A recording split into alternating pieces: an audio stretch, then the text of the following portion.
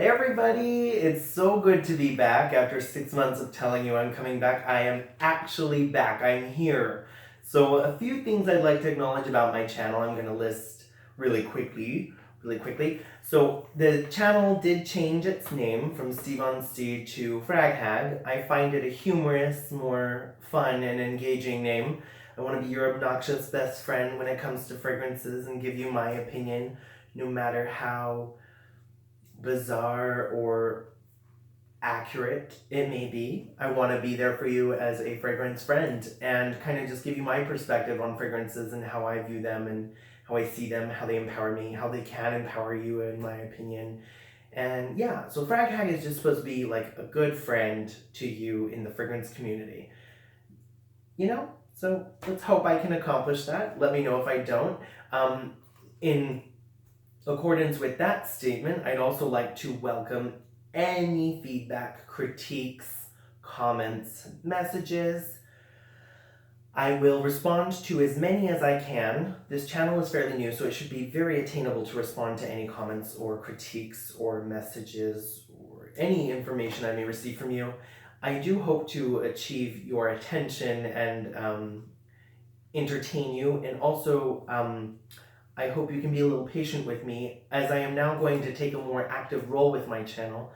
There may be some bumps in the road, so I'm only promising as of now to give you a better experience than you were prior getting or prior seeing on my older videos. I am very excited to be engaging you right now though, and hopefully enhancing your experience in the fragrance world / community, and I look forward to our time together. And so in that acknowledgement, I'd also like to acknowledge briefly before I get into what the video is about, that until I have a teleprompter or some form of way of displaying what I'm writing to read off of, it's going to look a little cryptic with a notepad. So my apologies there. I will make some edits eventually over time upon success of the channel and just upon learning. So with all those acknowledgements, thank you. Whew. Thanks for holding on there. Let's get into what this video is about. It is my first review in a long time. I think my last review was on True Religion. That was awful and so bland. Oh, it has hardly any views. If you want to view it, go ahead. It's not very entertaining. I apologize to those who did and weren't entertained, or if you were, great. Today's review is going to be on the Baccarat Rouge 540 fragrance that followed the original fragrance. So, this is going to be ridiculous. I'm going to do some edits though, maybe not. So the fragrance that we're reviewing today, in a new format by the way, which I hope you'll love, I hope it'll engage you enough and entertain you enough, but the fragrance we're reviewing today is Baccarat Rouge 540 by Maison Kurkdjian. There was another fragrance that came out the year prior to this one. This one came out in 2016. The fragrance that debuted prior was in 2015. The difference being that the fragrance that debuted in 2015 was under exclusive arrangements for Baccarat by Parfumé Francis Kurkdjian. So that fragrance boasts a glamorous price of $4,000. This fragrance that we're reviewing today is $300, which is far more attainable than $4,000. So let's get into the fragrance. I'm going to start with of course, kind of the introduction to the fragrance, which I already began. This fragrance was released under 2006 or in 2016, and its concentration is an eau de parfum. The other fragrance is a parfum. This fragrance is also available in one other concentration under the Maison Francis Kurkdjian house as a extrait, so loosely used as a term for a parfum, but also kind of given its own interpretation by each house that uses that term. It's available in those concentrations, an eau de parfum, a parfum, and an extrait. The size of fragrance, this one, is a 2.4 ounce, 70 milliliter bottle. It also, this one comes available in another 2.4 ounce 70 milliliter bottle in the Extrait de Parfum under the house name in partnership with Baccarat. This specific one in eau de parfum concentration also does come in a 6.7 ounce, oh my goodness, I don't know the milliliter on that, 6.7 ounce, so 3.4, in a 200 milliliter bottle. That bottle is $575. This one is $300. The Extrait de Parfum in a 2.4 ounce bottle is $425. And of course, the prior mentioned original debut of the scent exclusively with Baccarat was $4,000. The availability for this fragrance is available at select Saks, Lucky Scent, Scent Bar, Neiman Marcus, and of course Bergdorf Goodman, as it's affiliated with Neiman Marcus. And Scent Bar and Lucky Scent are affiliated as well. So this fragrance was created upon the celebration of Baccarat's 250th anniversary as a prestigious crystal house. 250th anniversary. That's incredible, you guys. There's hardly any companies that are even a century old. So this crystal company of prestige, insurmountable comparison. I'm sure there's a comparison, but this house has been around for 250 years as of 2015. So this fragrance is inspired by the creation of the house's Baccarat red or rouge crystal creation through the process in which 24 karat gold powder is added to crystal in a fusion process that then turns the crystal red in this beautiful signature Baccarat Rouge color. The original scent, as I mentioned, is $4,000. This one is $300. Notes in the original fragrance that debuted in 2015, according to Baccarat, the $4,000 bottle, has blood orange, ambergris, cedar, oak moss, lavender, and sage. Notes in its debut in 2016 in this scent, disclosed on Maison Kurkdjian's site, are listed as jasmine, saffron, ambergris, and cedar. In my opinion, this scent does have kind of both of those ingredients, give or take a few. So I do believe that those notes are synonymous with both scents. However, in my defense and in Baccarat's defense, I have not smelled the Pure Parfum Extrait, available exclusively in their boutiques. So it may be quite different, but I smell orange blossom in this, or blood orange in this. I smell oak moss. I can smell a dash of lavender, and I can smell some sage, as well as I smell the jasmine, saffron, ambergris, and cedar. So I think it's a little combination of the two. The olfactive category of this fragrance, is categorized by Maison Kurkdjian, is labeled a woody floral. I, on the other hand, I found it scent to be slightly more ambiguous to me, and I categorized it as a gourmand floral, or a gourmand floral oriental, or a gourmand oriental. I think it's quite versatile in its labeling. Woody floral sounds so vague and uninspiring. So this scent to me does not compare to any other scents that I have smelled yet. Not yet. So let's spray the scent so you can see kind of how it sprays. I'm going to get closer to the camera and spray. Hopefully you'll see. Let me angle my bottle. As you can see, it's really low. Goodness gracious. So it's a really glamorous spray, as you see. So beautiful.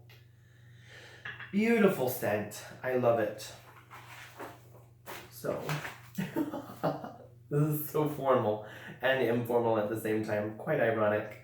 So my first impressions, I wrote them down upon trying it on my own, as well as I'm going to kind of ad-lib a little bit as I smell now, but most of it kind of lines up to what I've written.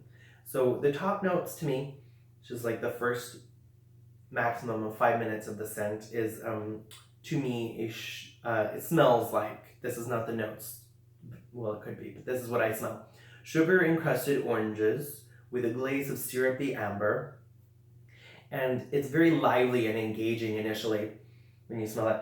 It just brightens your day, and it's already going to its mid notes on me, which is the introduction of jasmine, lavender, and possibly saffron. As it leans into its mid notes, I'm not really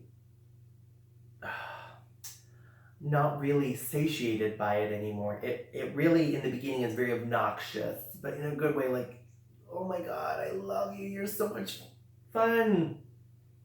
But then as it's leaning into the mid notes with the introduction of jasmine, lavender, and possibly saffron, the fragrance to me seems to plateau and level out, but in a disappointing way. Now the base probably won't show up for a while. The base, see if I can remember, the base probably took about 20 to 30 minutes to surface on my skin, but I just sprayed it obviously, but I had tried it earlier and have worn it many times as the bottle suggests. The base notes to me introduce cedar, and then the orange, sugar, and amber re-emerge into the scent. They were kind of set into the back when the mid notes came through, but they re-emerge as the cedar emerges. But the orange, sugar, and amber are less obnoxious, more disciplined and focused, and not so chaotic as they were in the beginning. However, the base is very enjoyable. So I do not really find myself a fan of the mid notes of the scent. It's quite boring in comparison to the initial spray and the dry down of the scent. The dry down of the scent is good that it's disciplined. Gluttony is one of the seven deadly sins, right? So it's good that it's a little less excessive. The projection of the scent,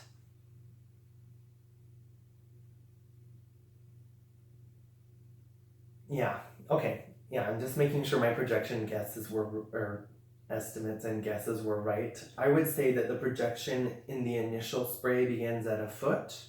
As it's in the mid notes, it's more about 6 inches, maybe 8 inches. And then at the end, it funnels out to a good 8 inches of projection on myself. It's pretty good projection in my opinion. You don't have to be hugging someone to be smelled. It is something that will be caught in whim as you pass someone that they'll pick up with their nose and enjoy, I'd assume. The sillage of the fragrance, or sillage, I don't know really what I want to say. I'm kind of ambivalent to the term in which I want to use. We'll say sillage because it sounds like silly, because it's a little silly to say sillage, in my opinion. So sillage, due to the excessive compliments I get with this scent, therefore answering the compliment factor, I get lots of compliments on the scent. Due to that, I would say that suggests a very strong sillage, but when I'm wearing it, I don't really notice the sillage, the trail, unless I do like a full spin around myself, which I actually do. I love spinning. Ridiculous fact about me. Anyways, unless I do a full spin and then I catch it in my nose as I fall back into the spot in which I originated my spin, I don't really notice the sillage of the scent. But I do get quite an array of compliments, including ones just walking down the street. People are like, wow, you smell good. So it's a really great fragrance for compliments, and the sillage is suggestively strong as well. Time on skin. On my skin, I get 8+ hours. I get more than that sometimes. I really like sleeping with this scent sometimes. Just one spray on my wrist, and then I go to bed like this, and I smell it throughout the night. I have a very nice rest that night when I wear it. I wake up and I still smell it, and especially if it's hot, it's kind of back to nice strength as well. So time on skin is 8+ hours for me. Probably a lot more than 8 hours though, but I do think that it's not very friendly to sweating, in my opinion. So dance floor nights need a little more application. I also am adding a new portion to my reviews called a sensory story. according to me. This is a very brief story about this fragrance. I may expand it later and create another video for this fragrance. But seeing as this video is going to be shorter, I will start it now with a brief one. So the top notes to me invoke the story of this: a chance crossing with a beguiling stranger for whom an intense and brief flush of lust and twitterpation envelops the two of you, that makes you smile upon recall throughout your hurried day. So as you're rushing somewhere, you cross paths with this very attractive person in any way which attraction speaks to you. And because you're hurried and you're trying to get somewhere, you're unable to really sit in this moment, but it's saturated. The brief time that you're in that moment, it's saturated in this flush of lust, per se. And it makes you smile, and it warms your heart and brings a smile to your face throughout the day as you recall the event. That's the top notes description to me in a brief story. The heart note, however, I would describe as returning home to reality. And after returning home to reality after your serendipitous encounter, the memory still brings a smile to your lips. However, you begin to resent your lack of expression and to critique what should have, would have, or could have happened. That to me is the heart, as it was semi-disappointing to me and kind of caused room for analyzation. The base of the fragrance, the dry down, I would describe as: years later, chance would have it that fate knocks at your door a second time. This time, carpe diem crosses your mind and you seize the day. This flush evolves into a stable, secure, and grounded connection. With it and your feet on the ground, each step renders you deeper and deeper, till each step transforms into a lifelong dance. So kind of all's well that ends well. It turns into this, the mood I would describe as a tumble with chance that led to a lifelong dance. So it's kind of the summary of the story. Just really, really nice. But I think the story is kind of a fun attribute to bring to the review. Now, a few more things I'd like to speak about are the WWW. Not as in George W. Bush, but the triple W. And I call that the when and where to wear. I'd say for this fragrance, it is an anytime and anywhere scent. Due to that, I also believe it to be a powerful number for first impressions, to go well, as it is approachable and desire inhibiting, in my opinion. So this fragrance will seek favor of many, in my opinion. I think it's a great fragrance to wear for a first impression, or for a second, third, or for fourth. My ranking of this fragrance is a 9 out of 10. That's really big, actually, because my favorite fragrance wouldn't get a 9 out of 10 because it lacks a lot of projection and sillage. So this fragrance is just a really well-rounded character, really has a great story to it, whether it's the story I tell you or the one that you get when you smell it. It's a beautiful fragrance. I think it's very hard to not like. There are probably many people out there that don't like it, but I think it's a beautiful scent. And to wrap up this review, I'd also like to send some thanks to Neiman Marcus at Beverly Hills, where I purchased my fragrance, and especially to their employees. And the gentleman and friend I bought 3 of these from. You know who you are, and thank you. I don't want to say names as that might cause a problem. But Neiman Marcus Beverly Hills has some very helpful people, very kind. And it's a great place to shop. So I think it's one of the last great places to shop, to be honest. A lot of places have lost power over my opinion. I'm less impressed with retailers each and every day. And Neiman Marcus Beverly Hills still upholds some interest in prestige in comparison to many others. So check it out, check that store out, check this fragrance out. Give me all your opinions and insight. And with that being said, that will conclude my review and acknowledgements. And welcome back to my channel, guys. Frag Hag signing out. Bye.